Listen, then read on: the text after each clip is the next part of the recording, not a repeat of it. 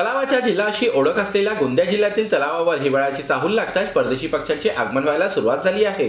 यात अर्जुनी मोरगाव तालुक्याच्या शिरेगाव बांध, नवेगाव बांध, बुटाई, शृंगार, बीट टोला, भुसारी टोला, भिव खिडकी, माहुरकुळा, मोरगाव आदी तलावावर ग्रे लेग गुज, petition Eurasian vision, Gadwal Gargi, common pochard, red crusted pochard, whistling duck या स्थलांतरित पक्ष्यांचे मोठ्या प्रमाणात आगमन झाले असून हे विदेशी पक्षी मित्र व अभ्यासकांचे लक्ष वेधून घेत आहे।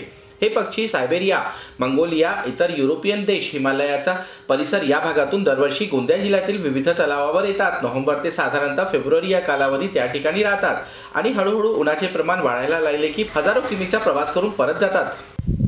आपल्या भागामध्ये विदेशातून बरेच पक्षी येतात। काही मंगोलिया, हिमालयाचा प्रदेश या भागातून येतात।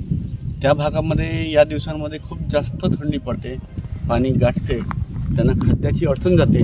त्यामुळे ते खाद्याच्या शोधात आपल्या परिसरात येतात। भारतात आल्यानंतर विशेषतः गोंदिया जिल्ह्यात ह्यांचा भरपूर प्रमाणात ते पक्षी आपल्याला बघावयास मिळतात।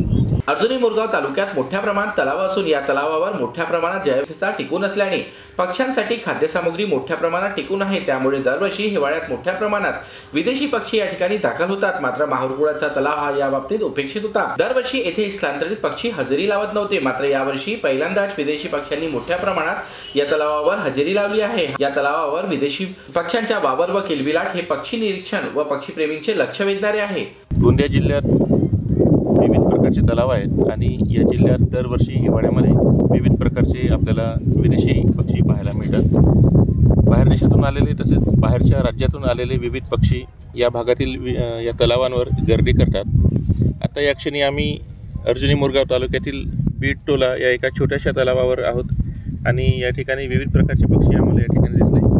त्यामध्ये ग्रे लेग गुज, त्याचबरोबर पिनटेल, युरेशियन विजन असे विविध प्रकारचे पक्षी या ठिकाणी पाहायला मिळाले।